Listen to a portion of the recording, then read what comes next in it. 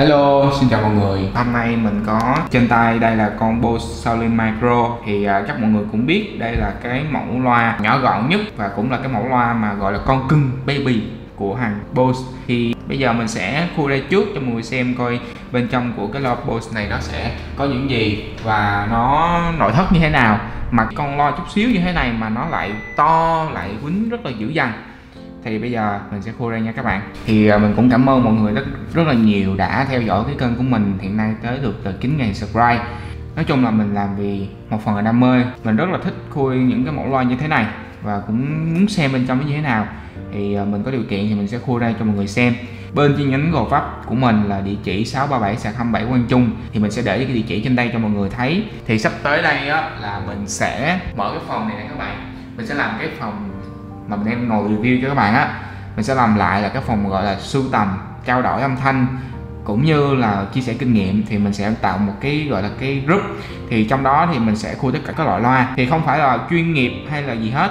Ở đây gọi là nói chung là dân chơi gà mờ đó, những người mới tập tành chơi loa. Các bạn phân biệt như thế nào, hoặc là mình sẽ để những cái loa cho mọi người nghe để phân biệt, hoặc là mình sẽ hướng dẫn cho mọi người như thế nào đó. Và mình sẽ vệ sinh loa miễn phí và tư vấn cho các bạn những cái kinh nghiệm mà mình đã biết trong 4-5 năm qua của mình trong cái việc mà mình chơi, mà mình sưu tầm.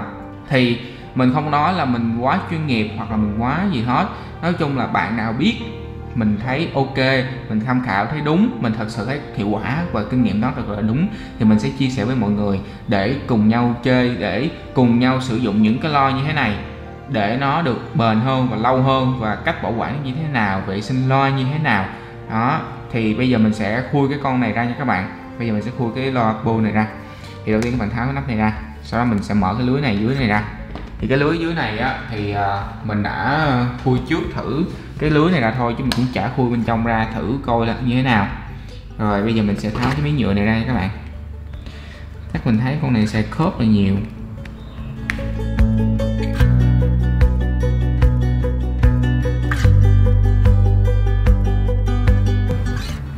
Thì khi mà hôm qua mình đọc cái comment những bạn mà ủng hộ mình thì mình rất là mừng, rất là vui. Vì bên cạnh đó cũng có rất nhiều người ủng hộ mình làm cái này.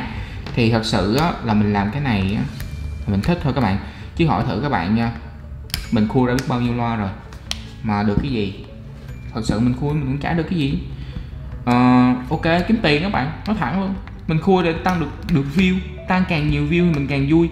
Thứ nhất là mọi người xem nhiều để mọi người biết được bên trong cái gì. Mình mua cái loa mình phải biết được cái thằng này nó làm như thế nào. Bose đây mình coi thằng Bose nó làm như thế nào, thằng Sony nó làm như thế nào chứ. Đây là cái lớp vỏ silicon ngoài thôi nha bạn, cái cover thôi đó. Thì các bạn có thể khui ra vệ sinh được, hay là bạn có thể đi mua, các bạn kiểm tra được hàng phát hàng real.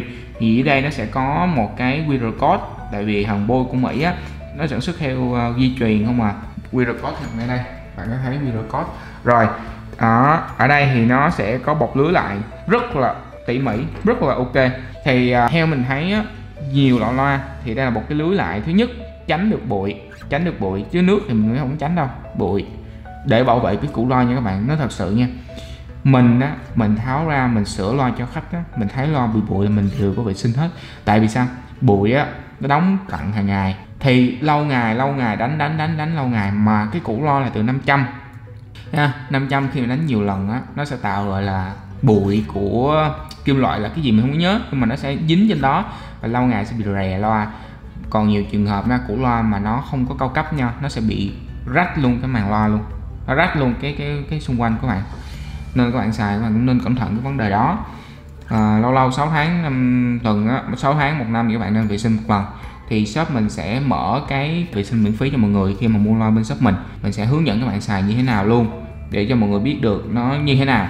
Rồi tiếp theo bây giờ mình sẽ khui ra. Đây là cái sub nha, phía sau cái sub này, mình sẽ cậy lên đó. Cái bầu mà thấy không, lại tiếp video code keo, nó đều có miếng đệm hết. Tiếp theo là mình sẽ coi đây cái sub nha, cái sub nằm dưới đây nè đó, cái sub này mình sẽ coi mặt trên là cái gì nha các bạn. Cái lưới nè, các bạn thấy không, có cái lưới nữa nè.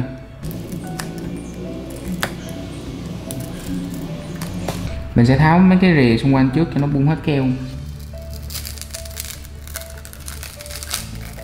Keo dán không? Mà bạn có biết cái điều đặc biệt của mấy hàng mình nói thẳng đồ cao cấp nó khác. Cái keo này á tháo ra là nó vẫn dính trên cái thành phần chính, là cái thành phần là cái thân, còn cái thành phần rời là cái này ha. Cả thấy không? Nó vẫn không ăn kem mình nè, không dính kem một tí nào luôn, không gọi là một dính kem một cái tí nào nữa. Keo bao nhiêu nó dính đây nè, giống keo 3M á, bạn biết không? Keo 3M nó rất là chắc, nhưng mà mình tháo ra nó không dính một cái keo nào lại. Keo đó keo xịn đó. Ok, gỡ ra. Thì ở trên đây nó sẽ có là đầy đủ 2 sub nha, một sub đây nè, 2 sub đây nè. Sub này là sub cộng hưởng chứ không phải sub loa kia. Ở đây là một loa toàn giải luôn, đầy đủ trong này hết đó.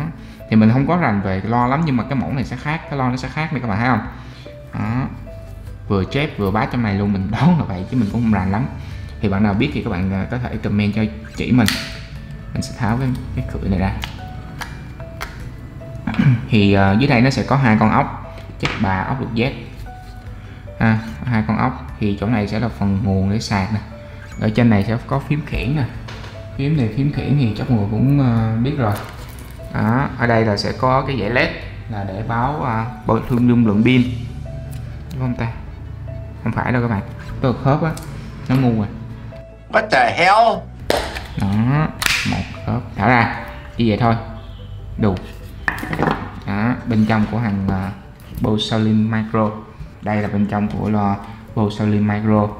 Thì ở phía bên đây là cục pin của nó nè, xe pin LG, và đây là cái cục loa, cái củ loa của nó đó, củ loa toàn giải và cái sub của nó nè, 2 bên sub thấy không? Đây là bên trong của hàng Bose Soundlink Micro đó, cục pin này. Bây giờ mình sẽ tháo ra tiếp để coi nó như thế nào. Ok, bây giờ mình sẽ tiếp tục mình khui ra. Mình sẽ khui cái pin này coi sao. Pin nó hàng bên trong luôn các bạn. Ok, bây giờ tiếp tục mình sẽ tháo cái dây đai ra. Thì hồi nãy bây giờ mình đi kiếm cái topic này để mình làm nè. Đó, dây đai nè, con bô nè. Rồi, đây là phần trong. Thì bây giờ mình sẽ tháo ra, tháo pin ra trước. Rất là gọn luôn, nói thiệt. Còn cái men á, cái men con bô á như thế nào. Thì cái con này á ngang phân khúc với clip 3 thôi nha các bạn, ngang cái phân khúc clip 3 thôi. Bô á giá tầm giá 2 triệu mấy. Thì nó có cái gì khác so với con phân khúc ít giá hơn. Ok, để tháo được cái viên pin ra. Đó, viên pin là của hàng LG nha các bạn. Nó chỉ là hợp tác để nó mua linh kiện LG thôi. LG sản xuất pin cho nó. Quan trọng là cái men này nè, nó điều tiết như thế nào đó. Này đâu mà pin của bô là hư là phải mua của nó mới thay được. Nhìn nội thất của nó nè các bạn thấy không. Cái đây là cái mainboard của hàng Bose, và ở đây thì mình đang kiếm coi là nó sử dụng cái chip âm thanh của hàng nào.